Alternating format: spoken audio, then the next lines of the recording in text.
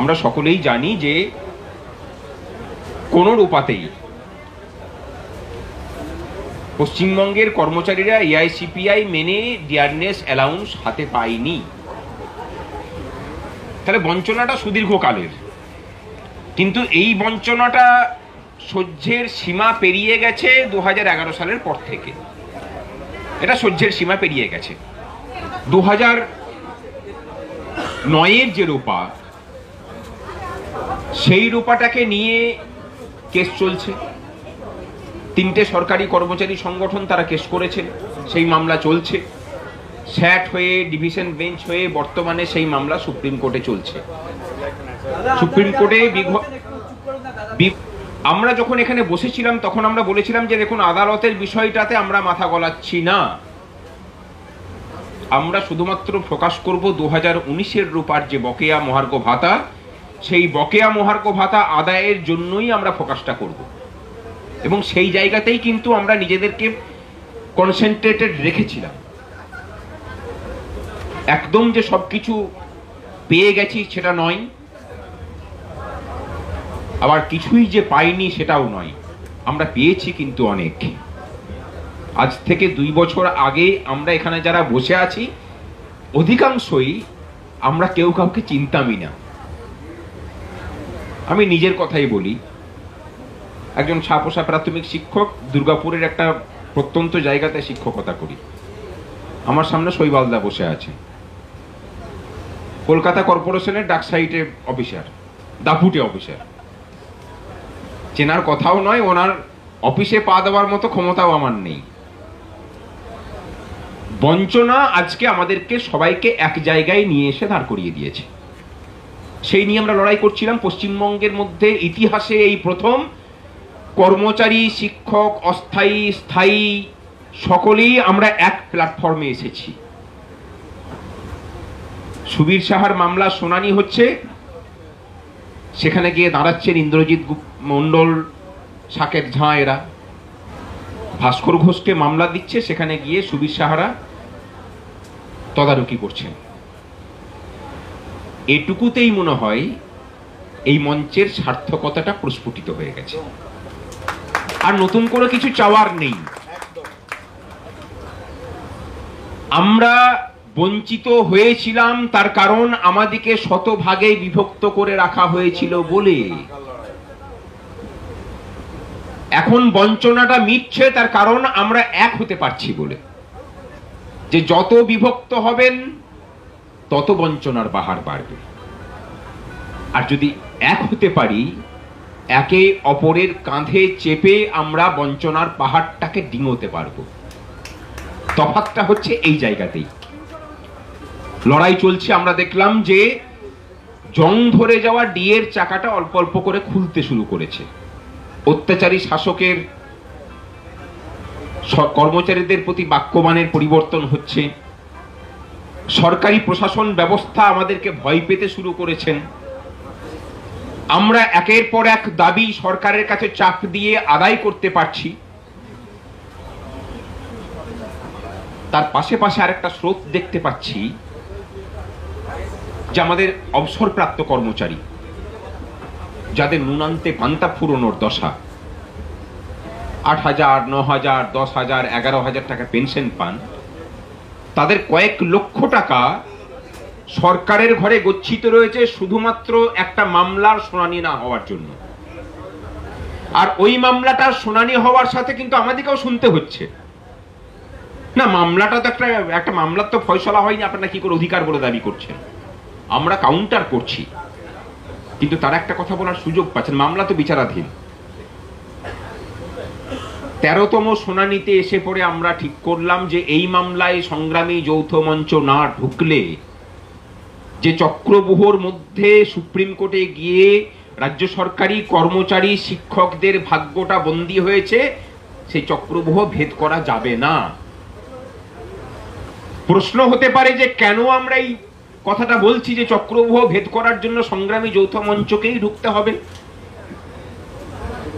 তার কারণ মামলা পরিচালনার ক্ষেত্রে সংগ্রামী যৌথ মঞ্চের বিগত 2 বছরের যে অভিজ্ঞতা, যে মুনশিয়ানা, যে অপরাজেয় পতাকা লগ্লগ করে আকাশে উঠছে সেটাই। এখনো পর্যন্ত সংগ্রামী যৌথ মঞ্চের নামে করা কোনো মামলায় আমরা হারিনি। এমনকি সরকারি কর্মচারীদের স্যাট ছাড়া অন্য কোনো গতি নেই, সেই মিথটাকেও আমরা সযত্নে ভেঙেছি। মামলার স্যাটে শুনানি হয়নি, কিন্তু হাইকোর্টে শুনানি করিয়ে নিয়েছি। এটা শুধুমাত্র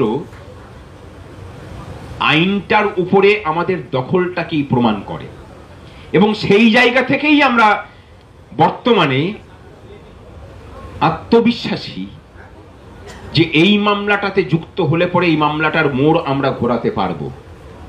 প্রশ্ন হতে পারে যে তাহলে যারা এতদিন থেকে লড়ছিলেন তারা কি ব্যর্থ হলেন? না, একদমই নয়।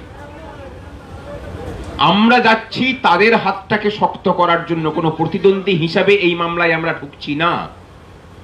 যে মামলাকারী তিনটে সংগঠন আছে তাদের হাতটাকে শক্ত করার জন্যই আমরা ঢুকছি।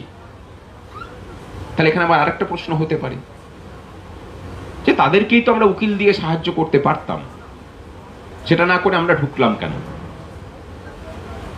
তাদের মধ্যে একটা মামলাকারী সংগঠনকে এই সংগ্রামী যৌথ মঞ্চ, তার সহযোগী কর্মচারী সংগঠনরা, রাজ্যের আপামর শিক্ষক শিক্ষিকারা মোটামুটি 20 লক্ষ টাকা দিয়েছেন। একটা নাম করা উকিলও কিন্তু দাঁড় করাননি। 20 লাখ টাকায় অন্তত একটা দিনের জন্য কোনো নাম করা উকিলকে দাঁড় করাতে পারতেন, দাঁড় করাননি তারা।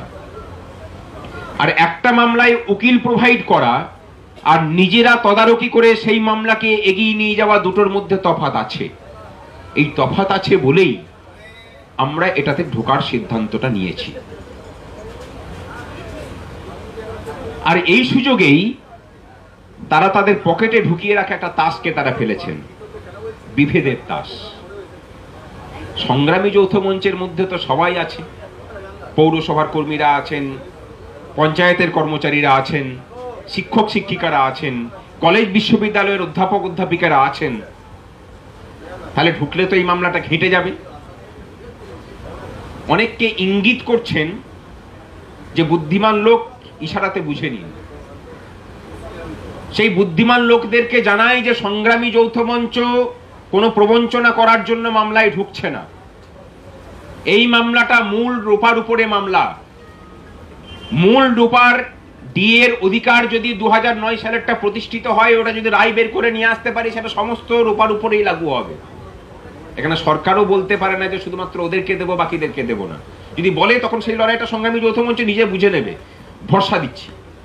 আপাতত ওই মামলাতে যে লড়াই চলছে সেই লড়াইটাই চলবে। আমরা পার্টি অ্যাডিশন হয়ে আমাদের পক্ষের কথাটা কোনো নাম করা আইনজীবীদেরকে দিয়ে বলানো করানো হবে, এর বাইরে আমাদের কোনো ভূমিকা নেই। লড়াইটা কিভাবে কন্ডাক্ট হবে? অনেকে বলছেন যে সংগ্রামী যৌথ মঞ্চে যে যুক্ত হবে তার জন্য তো 3টে ডেট লাগতে পারে। 13টা ডেট তো চাতক পাখি হয়ে কাটিয়েছেন। আমরা মনে করছি যে লাগবে না। মামলাটাকে 25শে মের আগেই আমরা হয়তো মেনশন করিয়ে শুনানির জন্য তুলব। 25শে মার্চ নতুন বেঞ্চে মামলা ফিক্সড হবে। আমাদের পিটিশন রেডি, পিটিশন ফাইল হবে যে কোনো দিনই। আইনজীবীদের একাধিক টিম এখানে কাজ করছেন একদম ফুল প্রুফ একটা পিটিশন বানানোর জন্য। এবং মামলাটা রাজ্যের কর্মচারীরা জিতবেন, সংগ্রামী যৌথ মঞ্চ জিতবে আমরা কিন্তু একবারও বলছি না। এই মামলা জিতে গেলে সংগ্রামী যৌথ মঞ্চকে কোনো কৃতিত্ব দিতে হবে না রাজ্যের কর্মচারী শিক্ষকদের। যা কৃতিত্ব দেওয়ার এতদিন থেকে যারা লড়াই করেছেন তাদেরকেই দেবেন। আমরা কোনো কৃতিত্বের ভাগ বসানোর জন্য যাচ্ছি না, কিন্তু আমরা যাচ্ছি এই মামলার সাথে স্বার্থ জড়িয়ে থাকা কয়েক লক্ষ কর্মচারী, অবসরপ্রাপ্ত কর্মচারীদের স্বার্থ রক্ষা করার জন্য। তার সাথে এখনকার কর্মচারীরা তো আছেনই, কিন্তু তাদের স্বার্থ রক্ষাটা সব থেকে আগে। চলুন নিজেদের পকেটে যে বিভেদের তাসটা সবসময় নিয়ে ঘুরে বেড়ান, যেখানে শিক্ষকদের সাথে শিক্ষকদের বিভেদ ঘটান, কর্মচারীদের সাথে কর্মচারীদের বিভেদ ঘটান, অফিসারদের সাধারণ কর্মচারীদের বিভেদ ঘটান, কিছুদিনের জন্য অন্তত এই বঞ্চনার এই পরিসরে ওই তাসগুলোকে নিজেদের ভিতরে রাখুন। যে ঐক্য সংগ্রামী যৌথ মঞ্চের হাত ধরে এই রাজ্যের বঞ্চিত কর্মচারী শিক্ষকরা খুঁজে পেয়েছেন, তাকে একটু পথ চলার জন্য জায়গাটা করে দিন। তারপরে না হয়তো বিভেদের বিউগলটা আবার বাজাতে শুরু করবেন। ততদিনে আমরা ওখান থেকে জয়টাকে ছিনিয়ে আনি। এই জয়টা আপনাদের হাতেই তুলে দেব। ওই জয়ে আমাদের কোনো কৃতিত্বের ভাগ লাগবে না, আমরা কোনো কৃতিত্ব নিতে আসিও নি। আর ডিএ মামলা নিয়ে সরকারি কর্মচারীদের ভয় পাওয়ার কিছু নেই, আমরা ঘেঁটে দিতে আসিনি মশাই। আপনাদের হাতে যত তাড়াতাড়ি সেই ডিএর অধিকারটুকু পৌঁছে দেওয়া যায়, সেই কাজটাকে ত্বরান্বিত করার জন্যই আমরা নামছি। এবার কথা হতে পারে এই টাকা যোগাবেন কারা? আমরা মনে করি না যে ডিএর টাকা মামলার লড়াই করার জন্য টাকার অভাব এই রাজ্যে হবে। আমরা একটা সংগঠিত ভাবেই এগোবো।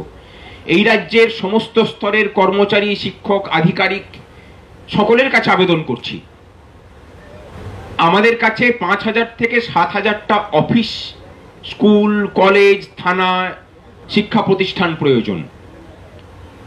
যারা অফিস পিছু প্রত্যেক শুনানির জন্য 1,000 টাকা করে তুলে দেবেন, এবং সেটা অনলাইনে, অফলাইনে কোনো টাকা কেউ দেবেন না। অনলাইনে দেবেন। আমরা প্রত্যেক ডেটের শুনানির পরে আমরা হিসেব বুঝিয়ে দেব। দুর্গাপুরের নতুন যে অ্যাকাউন্টটা হয়েছে, সেই অ্যাকাউন্টে আপাতত 5,60,000 টাকা মতো জমা পড়েছে। এখন আমরা সেভাবে প্রচার করিনি। তাতেও কোনো কোনো অফিসের অধিকর্তারা যদি মনে করেন যে আপনারা নিজেরা স্বেচ্ছায় দায়িত্ব নিয়ে আমাদের মধ্যে নথিভুক্ত করবেন, তাহলে নথিভুক্ত করে দেবেন, সেখানে পয়সা পাঠিয়ে দেবেন, আমরা একটা গুগল ফর্ম করে দেবো, সেখানে হবে।